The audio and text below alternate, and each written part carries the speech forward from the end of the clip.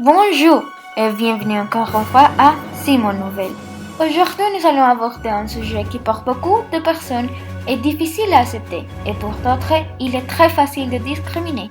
Pour commencer avec cette nouvelle tant attendue, je veux parler de la qualité de l'éducation, l'intensité horaire dans chaque domaine et mon opinion. À mon avis, la primaire est une étape très importante dans la vie parce que quand on est petit, on apprend plus de valeurs. Ce qui est bien ou pas, les enfants apprennent à lire, à écrire, à parler, beaucoup de choses. Si nous comparons certaines choses, pour nous trois, mais très pertinent, nous pouvons voir certaines conséquences face à l'intensité horaire et l'horaire dans certaines écoles publiques. Il existe deux types d'horaires.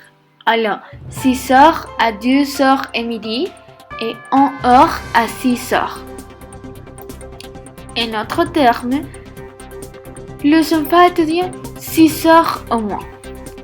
D'autre part, dans toutes les écoles privées, il y a seulement une horaire et généralement de 7 heures à 3 heures.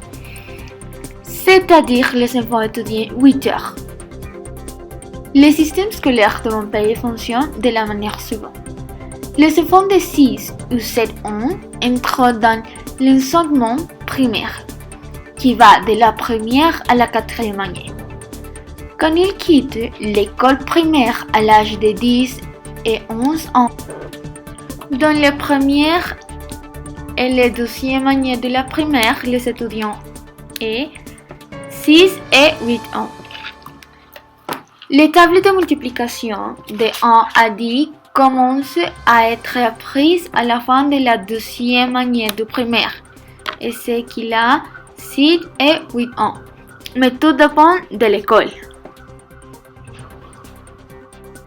C'est à la fin de la 3e année de primaire et en 4e que les enfants commencent à apprendre à diviser. Les enfants ont 9 et 10 ans. Connaissance sur le milieu qui l'entoure, ils vivent une première approche de la science depuis de la 3e de primaire, à partir de 8 et 9 ans. J'espère que l'information était très importante pour toi et très utile. Merci beaucoup pour ton attention.